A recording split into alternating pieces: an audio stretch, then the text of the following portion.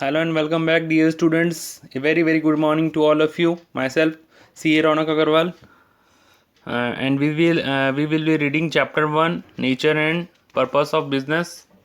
That is history part. Last class में हम पढ़े थे nature and purpose of business complete कर लिए थे। और नेचर देखो, मैं चैप्टर वन की स्टार्टिंग में आपको बताया था चैप्टर वन का दो पार्ट है। एक फर्स्ट पार्ट जो हिस्ट्री में डील करता है और दूसरा पार्ट है नेचर। तो ये जो नेचर वाला पार्ट है हम लास्ट क्लास में कंप्लीट कर चुके हैं। अब ये हिस्ट्री वाला पार्ट एक बचा हुआ है थोड़ा सा, उसको हम अपने को कंप्लीट करना है। ठीक है, तो आप ये सोच रहे होंगे कि हिस्ट्री वाला पार्ट है तो नींद आ जाएगा। नींद तो नहीं आएगा, बट थोड़ा सा एक बिट बोरिंग लग सकता है कुछ बच्चों को अच्छा भी लग सकता है। That depends totally upon you. मैं अपने तरीके से 100% दूंगा कि आपको अच्छे तरीके से पढ़ाऊँ, इंटरेस्टिंग वे से। ठीक है, तो हिस्ट्री वाला पार्ट देखिए, बिजनेस का हिस्ट्री वाला पार्ट है। मतलब अपने क्यों पढ़ रहे हैं, अपने बिजनेस स्टडीज़ पढ़ रहे हैं तो अपने ये सब तो सीख चुके कि बिजनेस क्या होता है, किस टाइप से होता है, बिजनेस में रिस्क क्या है, एक्टिविटीज़ क्या होते हैं, बिजनेस एक्टिविटी क्या है, इकोनॉमिक नॉन इकोनॉमिक, ये सारा कुछ पढ़ चुके हैं। अभी अपने पढ़ रहे हैं कि पहले के टाइम में बिजनेस कैसे होता था। ठीक है, तो पहले के टाइम में बिजनेस कैसे होता था वही चीज़ हम सीखेंगे कि हिस्ट्री पहले अपने जो फोर फादर्स थे और वो लोग किस टाइप से बिजनेस करते थे। ठीक है, फिर बिजनेस में डेवलपमेंट कैसे आया, वो सारा कुछ है हिस्ट्री वाले पार्ट में। तो ऐसा बोरिंग नहीं है सच, बट आप अपना इंटरेस्ट बना के रखेंगे तो आपको इंटरेस्टिंग लगेगा। ठीक है, तो ये हिस्ट्री वाला पार्ट हम लोग अभी अपन पढ़ेंगे। क्लियर है ये चीज़?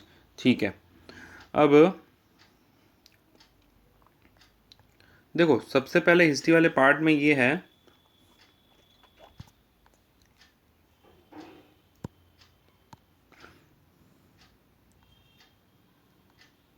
तो सबसे पहले हिस्ट्री वाला पार्ट में देखो history of trade and commerce दिया हुआ है। ठीक है, history of trade and commerce दिया हुआ है।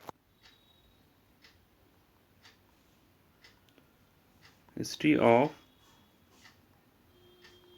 ट्रेड एंड कॉमर्स मतलब क्या है, देखो पहले के टाइम में बिजनेस किस टाइप से होता था, स्टार्टिंग कैसे हुआ था। ठीक है, तो देखो अगर आप लोग हिस्ट्री पढ़े होंगे छोटे क्लासेस में तो आपको एक चीज़ याद होगा, सिल्क रूट, स्पाइस रूट के बारे में कुछ पता है? सिल्क रूट नहीं भी पता है तो देखो मैं बताता हूँ। यहाँ पे क्या है, अगर ये अपना देखो, मेरे को मैप बनाना नहीं आता, मैं कोशिश कर रहा हूँ, हंसीएगा मत।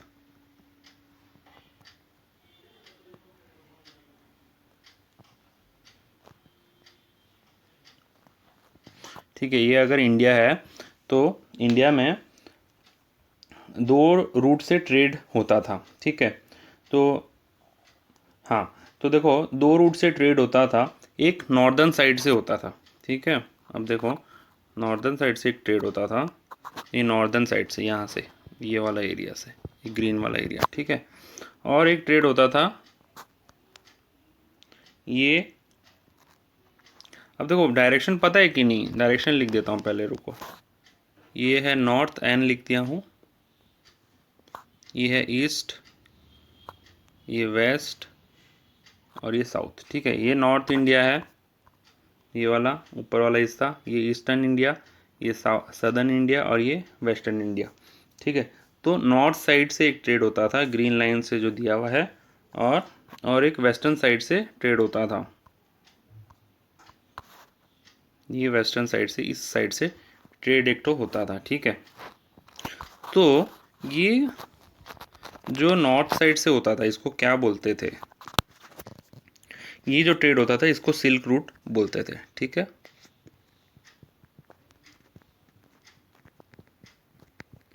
सिल्क रूट से जो व्यापार होता था वो नॉर्थ साइड से होता था।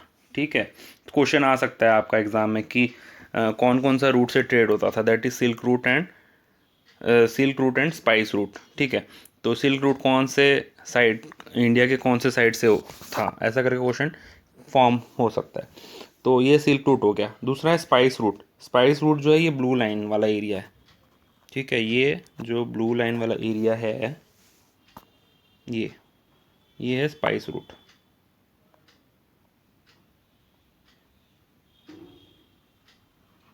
तो ये देखो हिस्ट्री है टोटल, पहले इंडिया में किस टाइप से ट्रेड होता था। दो टाइप का रूट था, जो अब आप पूछ सकते हैं कि ये रूट से होता क्या था, नाम तो बता दिए। ये रूट से सामान इंडिया में आता था, ठीक है। तो इंडिया जो कनेक्टेड था दूसरे कंट्री से, ये दोनों ही रूट से कनेक्टेड था।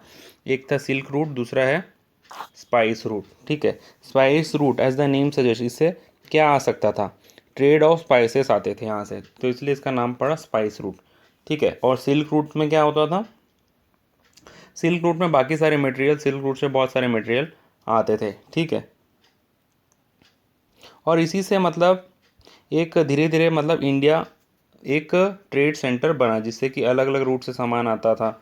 और यहाँ पे भी कुछ लोग आते थे ख़रीदने के लिए, इंडिया के लोग तो ख़रीदते ही थे, और भी कुछ आर्टिशंस लोग आते थे, बिजनेसमैन आते थे जो कि इंडिया से व्यापार करते थे, ठीक है। इसके अलावा देखो, ये हो गया एक तो पॉइंट। इसमें पॉइंट पॉइंट मैं आपको पढ़ा रहा हूँ ताकि आपको क्लियरली समझ में आए, आप डिस्टिंग्विश कर पाएँ।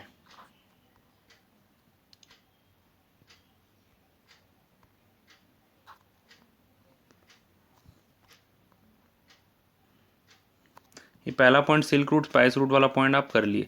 दूसरा है हड़प्पा और मोहनजोदारो का नाम आप सुने होंगे, मोहनजोदारो सिविलाइजेशन और हड़प्पन सिविलाइजेशन, ठीक है। तो इससे भी ये हड़प्पा एंड मोहनजोदारो मैं यहाँ पे लिख देता हूँ, हिस्ट्री में है सारा ये चीज़, आप हिस्ट्री में पढ़े होंगे। हड़प्पन एंड मोहनजोदारो,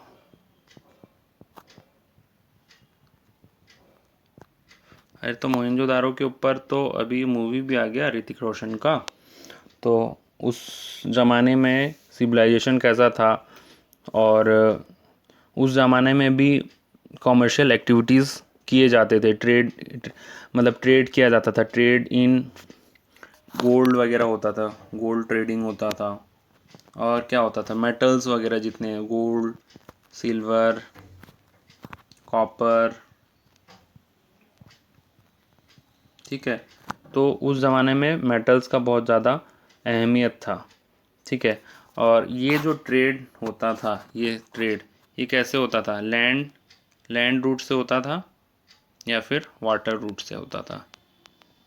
आप पूछेंगे यही तो दो रूट है, मैं बोलूँगा और तीसरा रूट भी है, एयर रूट, ठीक है। तो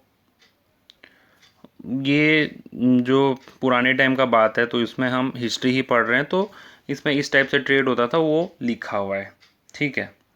अब उसके बाद हुआ क्या, अब उसके बाद क्या हुआ, धीरे धीरे वेट एंड मेज़र का सिस्टम आया। जैसे कि वेट एंड मेज़र के बारे में मैं बताऊं तो वेट एंड मेज़र का मतलब देखो बता रहा हूँ।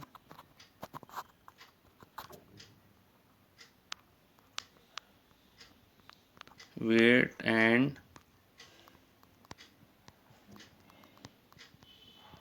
वेट एंड मेज़र्स मतलब क्या होता है, वेट एंड मेज़र मतलब जो ये जो वेइंग करने का जो सिस्टम है, तराजू वगैरह जो है, जो दुकान में आप तराजू देखते हैं, सामान खरीदने जाते हैं तो तराजू नहीं देखते हैं क्या, जिसमें एक साइड में आइटम्स रखे होते हैं, देखो ये इसको तराजू बोलते हैं। वेट एंड मेजर सिस्टम, एक साइड में मतलब वेट रखा गया होता है कि यूनिट रखा होता है, 1 kg 2 kg, और एक साइड में प्रोडक्ट रखे गए होते हैं। तो इसको बोलते हैं वेट एंड मेजर का सिस्टम धीरे धीरे फिर डेवलप हुआ, ठीक है। After some trade regulation different types of coin फिर धीरे धीरे डेवलप हुए, वेइंग प्रैक्टिसेस डेवलप हुआ। वेइंग प्रैक्टिसेस मतलब यही चीज़ जो यहाँ पे मैं बताया हूँ, ठीक है। अब उसके बाद क्या हुआ, उसके बाद ये हुआ कि बैंक आया। देखो कितना चीज़ पढ़ लिए अभी। पहले अपन पढ़े कि सिल्क रूट स्पाइस रूट से ट्रेड होता है, ठीक है। दूसरा पढ़े अपन, देखो यहाँ रखते जाता हूँ मैं,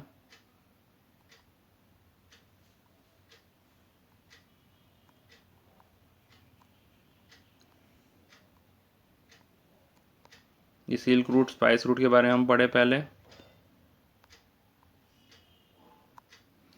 उसके बाद हम क्या पढ़े, हड़प्पा एंड मोहनजोदारो सिविलाइजेशन। उसके बाद थर्ड नंबर में हम क्या पढ़े, वेट एंड मेज़र डेवलप हुआ, ठीक है। तो ये चीज़ आप याद रखते जाएंगे। अब फोर्थ नंबर में क्या आया, बैंक आया, ठीक है। तो बैंकिंग सिस्टम धीरे धीरे आया।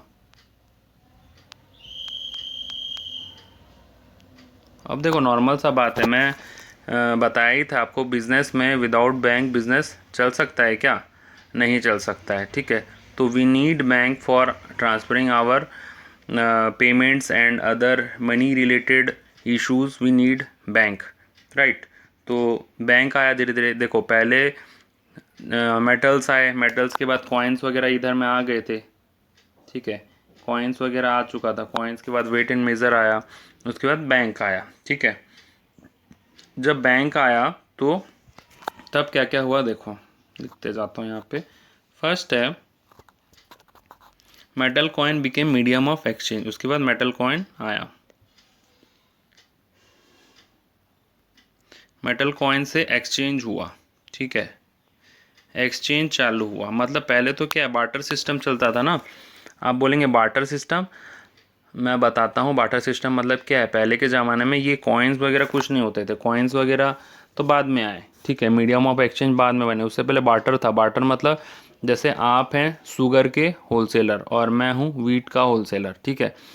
तो आपके पास शुगर है और मेरे पास वीट है, तो सपोज़ मुझे मान लीजिए मुझे 2 kg शुगर चाहिए, ठीक है। तो मैं क्या बोलूँगा, आपके पास जाऊँगा, बोलूँगा कि साहब मुझे 2 kg शुगर दे दीजिए और इसके बदले में मैं आपको वीट दे दूँगा।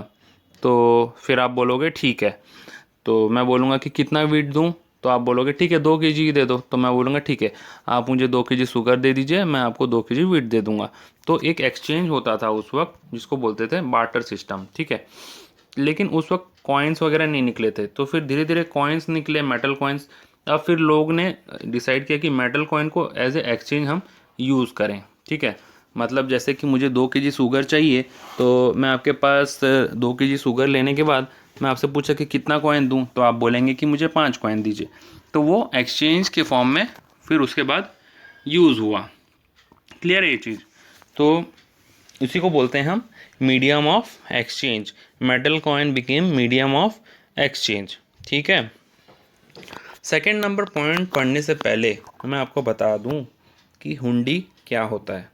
आप बोलेंगे अजीब सा टर्म है सर, क्या बात कर रहे हैं। उसके बाद क्या हुआ बता रहा हूँ। सेकंड नंबर पॉइंट में हुंडी यूज़ हुआ, HUNDI, हुंडी एंड चिट्ठी, CHITTI, हुंडी एंड चिट्ठी। अब आपको इसका मतलब नहीं पता है, मैं आपको बताता हूँ, ठीक है। हुंडी का मतलब होता है,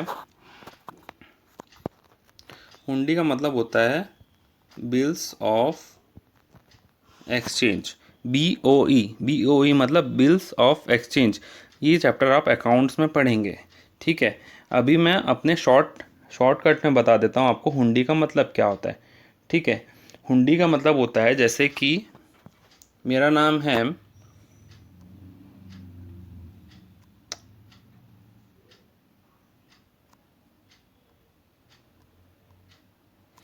सपोज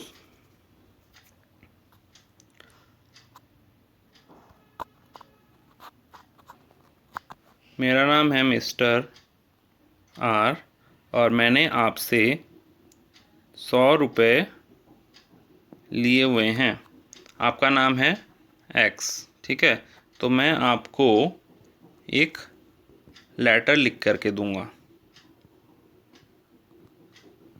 ठीक है। उस लेटर में क्या लिखा होगा, उस लेटर में ये लिखा होगा कि मैं आपको 100 रुपये कुछ दिन के बाद वापस लौटा दूंगा, ठीक है। उसमें एक प्रॉमिस होगा, उसमें क्या होगा, एक प्रॉमिस होगा,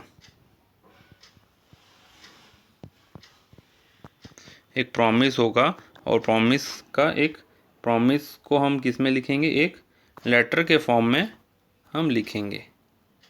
वो प्रॉमिस क्या होगा, वो प्रॉमिस ये होगा, मतलब R लिखेगा, प्रॉमिस करेगा कि I will pay you ₹100 after 3 months। तो इसको हम बोलेंगे हुंडी, ठीक है। तो ये एक लेटर होता है जिसमें कि सामने वाले इंसान को पैसा चुका दूंगा बोल करके प्रॉमिस देता है। तो हमारे एग्जाम्पल में R ने ऐसा लेटर किसको दिया, X को दिया। X से एक्स से आर ने शायद 100 रुपये लिए होंगे, तो इसीलिए आर मिस्टर एक्स को बोलता है, मिस्टर एक्स को बोलता है, कौन बोलता है? आर बोलता है कि मैं आपको आपका 100 रुपया कुछ दिन के बाद से 1 मंथ 2 मंथ 3 मंथ के बाद लौटा दूंगा। ठीक है, ये प्रॉमिस करके एक लेटर देता है, ये लेटर बना हुआ है। ठीक है, और अगर ठीक है अगर कुछ दिन के बाद आर 100 रुपया एक्स को नहीं लौटाया तो एक्स जो है, तो ये जो एक्स है ना, ये आर को कोर्ट में घसीट सकता है, मतलब कोर्ट ले जा कर के फैसला करवा सकता है, कोर्ट ले जा कर के इसके ऊपर केस लगा सकता है। ठीक है, उसी को बोलते हैं हुंडी। समझ में आया हुंडी मतलब क्या होता है?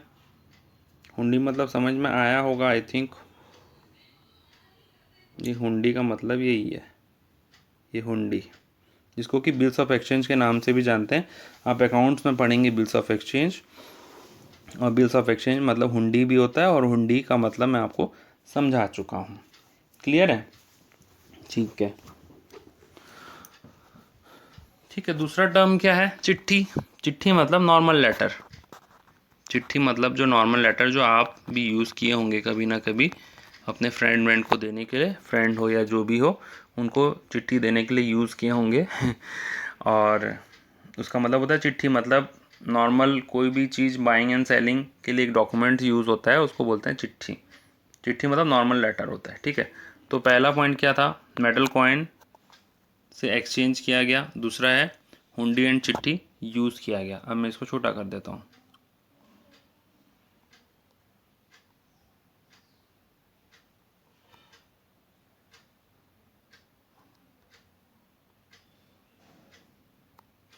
ठीक है, थर्ड नंबर क्या है? थर्ड नंबर है हुंडी बिकेम वेरी पॉपुलर, हुंडी इन्वॉल्व ए कॉन्ट्रैक्ट। मतलब हुंडी पॉपुलर हो गया, वही चीज़ को लिखा हुआ है आज फिर थर्ड पॉइंट में। हुंडी बिकेम पॉपुलर। ठीक है, हुंडी बिकेम पॉपुलर मतलब हुंडी धीरे धीरे पॉपुलर होने लग गया और वो फेमस होने लग गया। हुंडी में एक कॉन्ट्रैक्ट होता है। कॉन्ट्रैक्ट मतलब एक प्रॉमिस। ठीक है, जिसमें कि सामने वाला, जैसे कि मैं बताया, आर देखो अभी भी स्क्रीन में छोटा सा आपको दिख रहा है, आर ने प्रॉमिस किया किसको? एक्स को, कितना रुपया देने के लिए? 100 रुपया। और उसने एक लेटर लिख के दिया, अगर कुछ दिन के बाद आर एक्स को 100 रुपया वापस नहीं करता है तो एक्स आर को कोर्ट में ले जा कर के फैसला करवा सकता है। मतलब एक्स आर के ऊपर मुकदमा चला सकता है, एक्स आर के ऊपर केस लगा सकता है वसूलने के लिए अपना पैसा। ठीक है, तो इसको बोलते हैं हम हुंडी। और हुंडी बिकम पॉपुलर हो गया, हुंडी धीरे धीरे पॉपुलर होने लग गया। ठीक है, और हुंडी में क्या होता है? अब इसमें लिखा हुआ है कि हुंडी में होता क्या है? Warranty the payment of money. जैसे कि आर ने प्रॉमिस किया था एक्स को कि वो 100 रुपये वापस करेगा, तो एक वारंटी है कि वो पैसा देगा ही देगा बोल करके।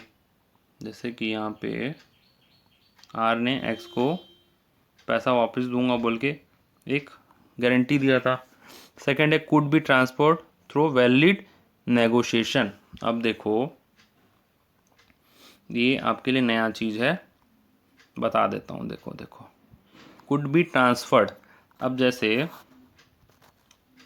आर ने बोला था, देखो पहले से समझ में नहीं आया तो ध्यान से देख लो, फिर से बता रहा हूँ। आर ने एक्स से पैसा लिया था, अब आर एक्स को वापस चुकाएगा पैसा। ठीक है, 100 रुपये वापस चुकाऊंगा बोल रहा है कौन? आर। अब आर पैसा वापस चुकाएगा एक्स को, तो वो यही बात को प्रॉमिस करता है, एक लेटर में लिखित में देता है किसको? एक्स को। ठीक है, यहाँ तक बात समझ में आया तो आगे का कहानी सुनाता हूँ। अगर नहीं आया तो वीडियो को फिर से रिवाइंड कर लीजिए और फिर से सुन लीजिए। ठीक है, अब क्या हुआ? एक्स के पास ये लेटर पहुँच गया। ठीक है, तो एक्स क्या करेगा? एक्स बिना, सपोज मान लीजिए वाई से पैसा लिया हुआ है।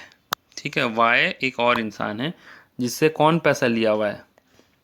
वाई से पैसा ले रखा है एक्स, तो ये जो लेटर है ये एक्स वाई को दे देगा।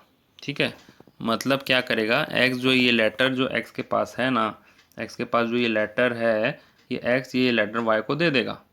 मतलब क्या हो गया, एक्स ने क्या किया, एक्स का जो ये हुंडी था उसने एक्स ने किसको ट्रांसफ़र किया, वाई को। तो यही चीज़ लिखा हुआ है, could be transferred through valid negotiation. अब वाई क्या बोलेगा, वाई भी, अब वाई से एक्स ने पैसा लिया हुआ है वही 100 रुपया, तो वाई क्या बोलेगा, ये भाई एक्स मेरे को मेरा पैसा वापस दे दे। तो एक्स क्या बोलेगा, भाई मेरे पास तो फ़िलहाल पैसा नहीं है, क्योंकि आर भी मेरे से पैसा लिया हुआ है और आर एक लेटर दिया हुआ है। तो ये लेटर को एक काम कर, मेरे को तो जब पैसा मिलेगा मिलेगा, तो एक काम कर ये लेटर को तू ही रख ले। ठीक है, तो जब मेरे को पैसा मिलेगा तुझे दे दूंगा मैं। या फिर ऐसा भी कर सकते हैं, वाई तू जाके सीधे आर से भी पैसा मांग सकता है। देखो ये टेक्निकल चीज़ है, ज़्यादा मत समझिए, अभी इतना ही समझिए। हुंडी का मतलब क्या होता है, आर ने प्रॉमिस किया किसको, एक्स को पैसा दूंगा। सिमिलरली एक्स ने पैसा लिया हुआ था वाई से, तो एक्स क्या बोलेगा, ये जो लेटर है जो आर ने एक्स को दिया था, ये लेटर एक्स क्या करेगा, वाई को दे देगा। इसी को बोलते हैं कुड बी ट्रांसफर्ड। यही बात को लिखा हुआ है, could be transferred by valid negotiation. ठीक है, समझ में आ गया होगा, आई होप आपको समझ में आ गया होगा। अगर नहीं समझ में आया तो आप मुझसे कॉल करके पूछ सकते हैं। ओके, तो सेकेंड पॉइंट है could be transfer through valid negotiation. Third number है different types of hundis are. ठीक है, अब कितने टाइप के हुंडी होते हैं वो हम कल पढ़ेंगे कि कितने टाइप के हुंडी होते हैं। ठीक है, देखो आज के क्लास में हम क्या क्या पढ़े एक बार फिर से बता देता हूँ आपको। सबसे पहले हम पढ़े थे स्क्रीन पे देखते रहेंगे सारे बच्चे, नहीं तो नहीं होगा रिवीजन।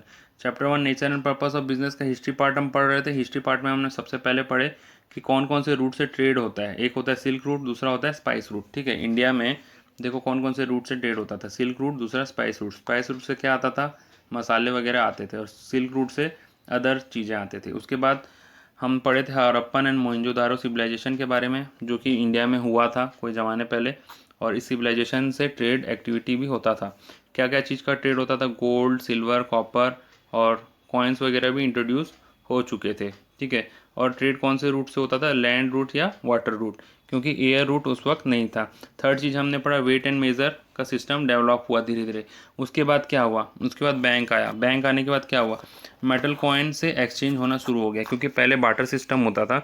उसके बाद मेटल कॉइन जो यहाँ पे लॉन्च हुआ था उससे हम एक्सचेंज करना चालू कर दिए। उसके बाद सेकंड चीज़ हमने पढ़ा हुंडी और चिट्ठी के बारे में। हुंडी क्या होता है मैंने यहाँ पे बताया, चिट्ठी मतलब लेटर होता है। हुंडी मतलब जैसे आर ने पैसा लिया हुआ है एक्स से, तो आर क्या करेगा, अभी फ़िलहाल आर के पास पैसे नहीं हैं, तो आर क्या करेगा, एक लेटर लिख के देगा किसको, एक्स को, बोलेगा कि फ़िलहाल मेरे पास पैसे नहीं हैं, 2 महीने के बाद मेरे पास पैसे आएंगे तो दे दूंगा मैं तुमको वापस। तो इसी को बोलते हैं हम हुंडी। अब क्या है, एक्स ने भी पैसे लिए हुए हैं वाई से। अब एक्स क्या करेगा, वही लेटर जो उसको आर से मिला था वो वाई को दे देगा, तो इसको बोलते हैं हुंडी कैन बी ट्रांसफर्ड। और हुंडी का मतलब आपको समझ में आया। फिर थर्ड नंबर पॉइंट में हमने पढ़ा कि हुंडी बिकेम वेरी पॉपुलर, हुंडी धीरे धीरे पॉपुलर हो गया। फोर्थ नंबर पॉइंट हम कल पढ़ेंगे कि कितने टाइप के हुंडीज़ होते हैं, और बैंकिंग के बारे में आगे पढ़ेंगे। ठीक है, so this is all about today's video. Thank you for watching this video. Have a nice day, bye bye.